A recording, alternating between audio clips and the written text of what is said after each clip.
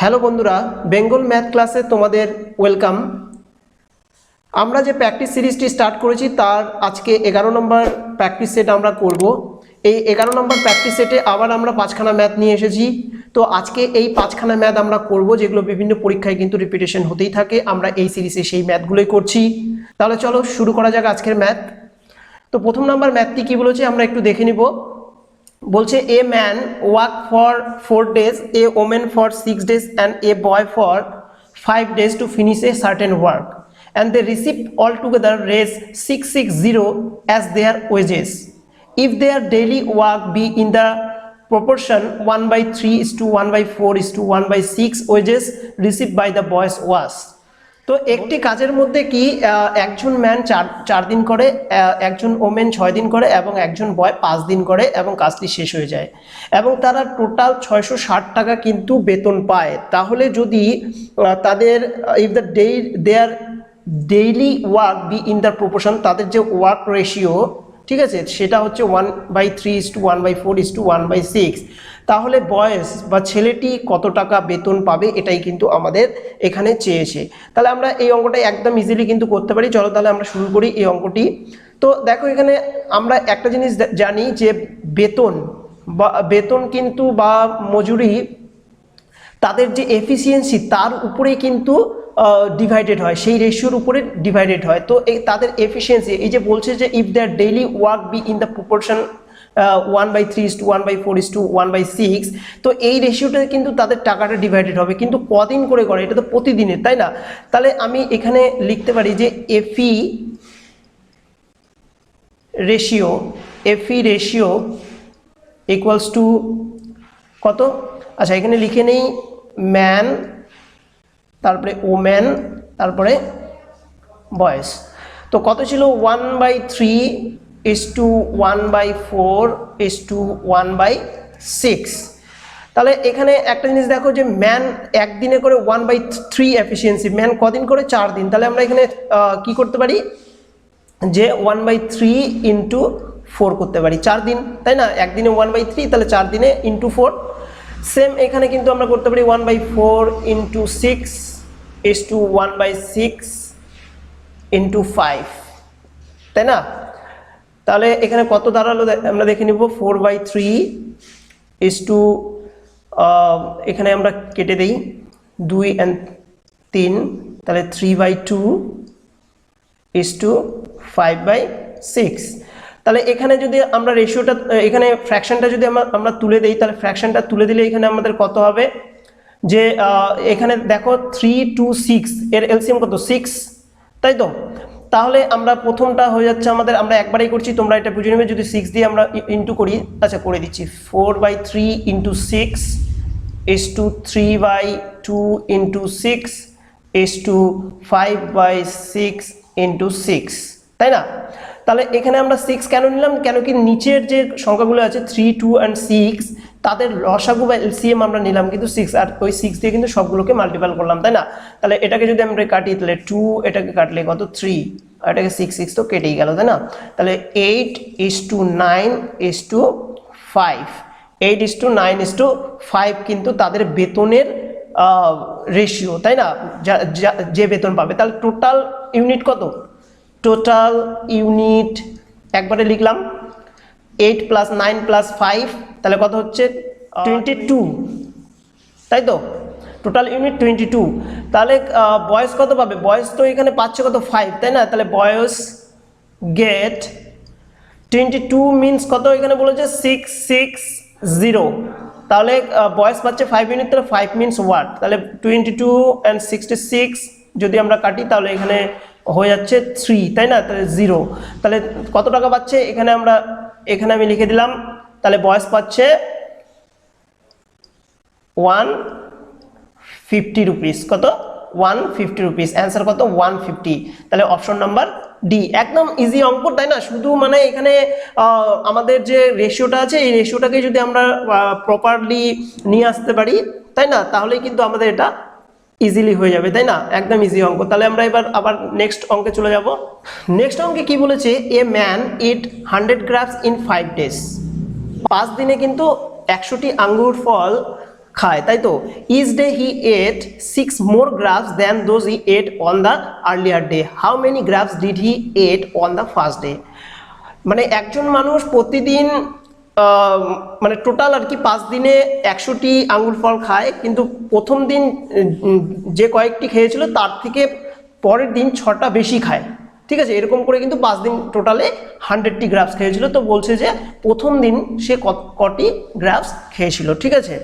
তো আমি এখানে নিয়ে নিলাম যে টোটাল ও ফার্স্ট ডে গ্রাপসটি যে খেয়েছিল, তো number of grapes is n। Okay, first day n খেয়েছিল, তাহলে সেকেন্ড ডে কত খাবে? n+6 খাবে, তাই না, কেন কি 6টা বেশি খাবে। তারপরে এখানে আবার দেখো যে n প্লাস, এবার কি n+6 আছে, আরো 6 করলে কি n+12 হবে, তাই না। এবার এটা 3 নম্বর। তারপরে 4 নম্বর ডেতে কত হবে? n প্লাস, এই যে 12 সাথে আবার 6 কি যোগ হবে, তাহলে কত? 18, এটা না। তাহলে এটা কি first day, second day, third day, fourth day and এবার ফিফথ ডেতে কত খাবে?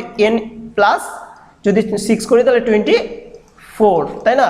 তো এটা দেখ, এটা কি, এটা ফার্স্ট ডে, এটা second day, third day, fourth day and fifth day, তাই না। তাহলে ইকুয়ালস টু এখানে কত হচ্ছে? 100 গ্রাপস বলে দিয়েছি, 100 গ্রাপস। তাহলে n মানে কত যদি আমি বের করি তাহলে কিন্তু অঙ্কটা হয়ে যায়। তাহলে n কটা আছে আগে আমি এখানে দেখে নেব, কটা আছে?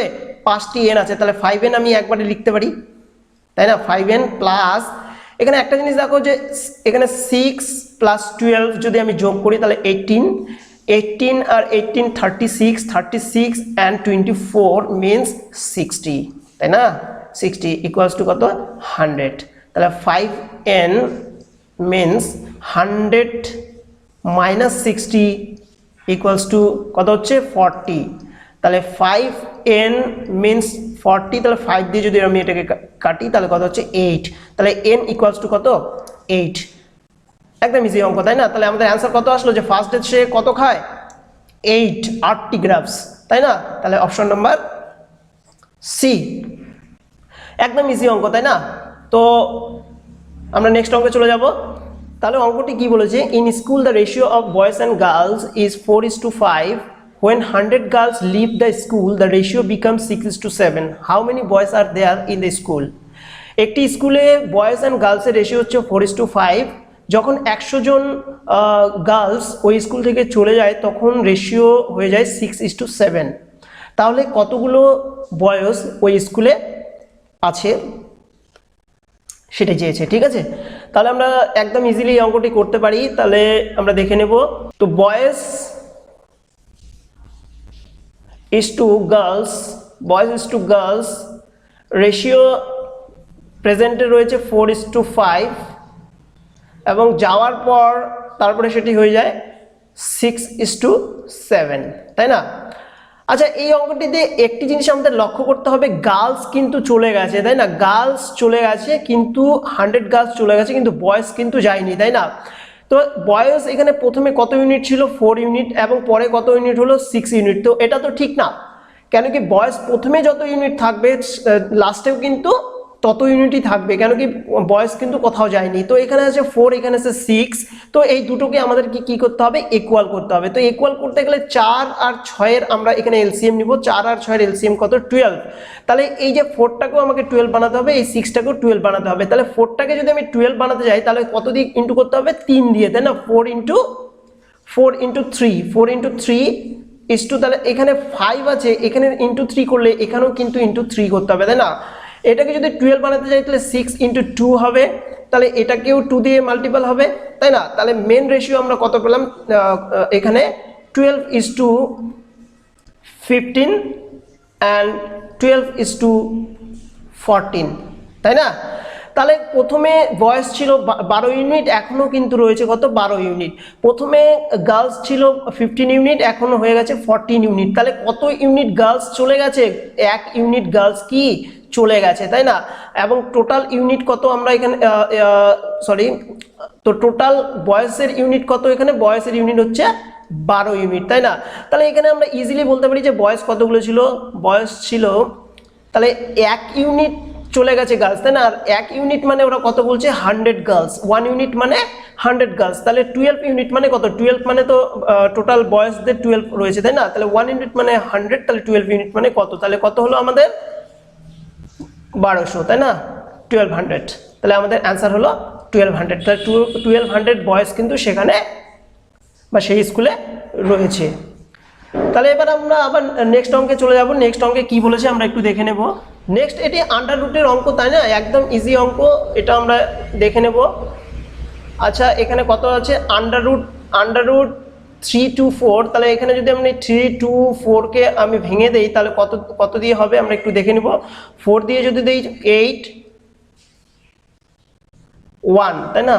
এটাকে যদি দেই আমরা 9 9, তাহলে তাই না? তাহলে আমি এটাকে এইভাবে লিখতে পারি যে 18 into 18 into 18 করলে কত? 3 to 4, তাই না? তাহলে প্লাস এখানে কত রয়েছে? 1 2 9 6। আচ্ছা, এটাকে যদি আমি ভেঙে দিই, এটা তোমরা এলসিএম করে ভেঙে নিও, ঠিক আছে? এটাকে যদি আমি এখানে দেখে নেব আমরা। আচ্ছা, 34 কে যদি আমি 34 দিয়ে মাল্টিপল করি তাহলে কত হচ্ছে আমরা দেখে নেব। 4 4 6 6 13 1 and 10, তাহলে এখানে কত হচ্ছে? 6 5 and 1 1, তাই না? আমাদের এটা হলো না, তাই না?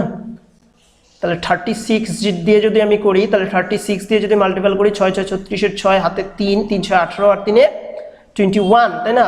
3 6 18 8 হাতে 1 3 3 9 1 10, তাই না? তাহলে এটাকে যদি আমরা করি 6 9 2 1, তাহলে আমাদের এটা হলো, তাই না? তাহলে আমরা যদি করি যে আন্ডার রুট 36 into 36, তাহলে কিন্তু আমাদের চলে আসছে 1296, তাই না? তাহলে এখানে দেখো আন্ডার রুট দুটো সংখ্যার জন্য কটা হয়? একটা হয়। তাহলে 18 আমরা এখানে লিখতে পারি, তাহলে 18 প্লাস এখানে কত? 36, তাহলে এটাকে যদি আমরা প্লাস করি তাতে কত হবে? 54, তাহলে আমরা অ্যান্সার আমাদের পেয়ে গেলাম কত? 54, তাই না? তো এটা তোমরা এমনি এলসিএম করে দেখে নিও, ঠিক আছে? কিন্তু আমি বা লসাগু করে ভেঙে এখানে দেখে নিও। তো আমি ডাইরেক্টলি আর কি 36 বা 34 দিয়ে একবারেই দেখে নিলাম। তো আমাদের চলে আসলো এখানে কত? 36 into 36 equals to 1296। তো আমরা অ্যান্সার কত পেয়ে গেলাম? 54। তাহলে আবার আমরা নেক্সট অঙ্কে চলে যাব।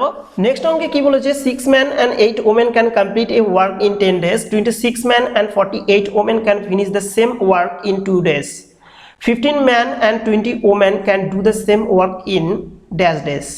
ওকে, বলছে 6 জন মানুষ ও 8 জন মহিলা একটি কাজ 10 দিনে করতে পারে এবং 26 জন ম্যান এবং 48 জন ওমেন ওই কাজটি কিন্তু 2 দিনে করতে পারে। তাহলে 15 জন মানুষ এবং 20 জন ওমেন ওই কাজটি কত দিনে শেষ করতে পারবে? আমাদের কাছে এটাই চেয়েছে, তাই না?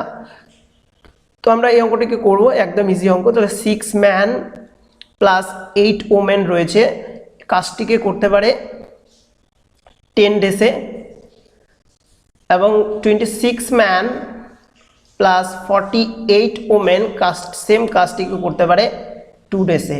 তাহলে আমরা রেশিওটা এখানে দেখে নেব ম্যান অ্যান্ড ওমেনের। আচ্ছা, এখানে যদি আমি কেটে দেই তাহলে এখানে হয়ে যাচ্ছে 5। তাহলে এখানে 5কে যদি আমি 6 mm এর সঙ্গে গুণ করি তাহলে হয়ে যাচ্ছে আমার 30 m প্লাস এখানে হচ্ছে 5টা 40 w। তাহলে এখানে কত? 26 ম্যান প্লাস 48 ওমেন। তাহলে এইদিকে ম্যান রয়েছে, তাহলে এই যে 26 ম্যানটাকে আমি এইদিকে যদি নিয়ে আসি তাহলে 36 ম্যান মাইনাস 26 ম্যান, এখানে রয়েছে 48 ওমেন মাইনাস এই 40 ওমেন এইদিকে চলে আসবে, তাহলে মাইনাস হয়ে যাবে। তাহলে 40 ওমেন, তাহলে আমার এখানে কত চলে আসলো? 4 ম্যান ইকুয়ালস টু 8 ওমেন, বা এটাকে যদি আমরা কেটে দেই তাহলে বলতে পারি যে 1 ম্যান ইকুয়ালস টু 2 ওমেন, তাই না? তাহলে এখানে একটা জিনিস তোমরা লক্ষ্য করো যে প্রথমে বলেছে যে 6 ম্যান প্লাস 8 ওমেন, তো এটাকে 6 ম্যান প্লাস 8 ওমেন না লিখে কিন্তু আমরা এই জিনিসটাও লিখতে পারি যে 6 ম্যান মানে কি 6 এর ডবল কত? 12, তাহলে 12 কিন্তু ওমেনও আমরা লিখতে পারি 6 ম্যানের জায়গায়, তাই না? তাহলে 8 ওমেন, তাহলে 12 ওমেন প্লাস 8 ওমেন, তাহলে কত হলো? তাহলে ওমেন। তাহলে 20 ওমেন কাজটি কতদিনে শেষ করতে পারে? 10 ডেজে শেষ করতে পারে, তাই না? এটা ওরা প্রথমে বলেছিল। তো আমাদের কাছে চেয়েছে কি, যে কোশ্চেন হচ্ছে 15 ম্যান প্লাস 20 ওমেন কতদিনে কাজটি করবে। 15 ম্যান প্লাস 20 ওমেন, তাহলে 15 ম্যান মানে হচ্ছে 30 ওমেন, তাহলে প্লাস 20 ওমেন। তার মানে আমাদের কাছে চেয়েছে যে 50 ওমেন কাজটিকে কতদিনে করবে, তাই না? 50 ওমেন কাজটিকে কতদিনে করবে। তাহলে আমরা পেয়ে গেলাম যে 20 ওমেন কাজটিকে করে কত? 10 দিনে। তাহলে 50 ওমেন কাজটিকে কতদিনে করবে। তাহলে আমরা একটা সূত্র আমরা জানি যে M1 D1, তাই না? M1 D1 T1 equals to M2 D2 T2। তাহলে M1 বলছে 20 ওমেন, ডেজ বলছে D1 বলেছে 10 ডেজ, আর M2 বলেছে ওরা 50 ওমেন, তাহলে D2 মানে কত, তাই না? তাহলে এটাকে যদি আমরা কেটে দেই, 0 0 এখানে কেটে গেল, 5 দিয়ে এখানে কত? 4। তাহলে D2 আমরা কত পেলাম? D2 পেলাম আমরা 4 ডেজ। তাহলে এখানে আমরা পেয়ে গেলাম যে 15 ম্যান এবং 20 ওমেন কাজটি কতদিনে শেষ করতে পারবে? 4 ডেজে। কত ডেজে? 4 ডেজে। তাহলে অপশন নাম্বার সি। এটাও একদম ইজি অঙ্ক, তাই না? দেখো, তোমাদেরকে বোঝাচ্ছি তাই জন্য কিন্তু এখানে সময় লেগে যাচ্ছে, কিন্তু একটা অঙ্ক যদি আমরা একবার বুঝে নেই তাহলে একটা অঙ্ক কিন্তু 1 থেকে 1.5 মিনিট বা অনেক অঙ্ক রয়েছে যে 30 সেকেন্ডেই কিন্তু আমরা করতে পারবো, তাই না? তো মেনলি হচ্ছে আগে অঙ্কগুলোকে বুঝতে হবে, তারপরে কিন্তু আমরা এগুলোকে সেম প্রসিডিওরে মাইন্ডে কিন্তু রেখে আমরা কিন্তু 30, 40 বা 50 সেকেন্ড বা 1 মিনিটে কিন্তু আমরা অঙ্কগুলি করতে পারবো। তাহলে তোমরা এইভাবেই দেখতে থাকো প্র্যাকটিস সেটগুলো। তো আজকের জন্য এখানেই, সবাই ভালো থেকো।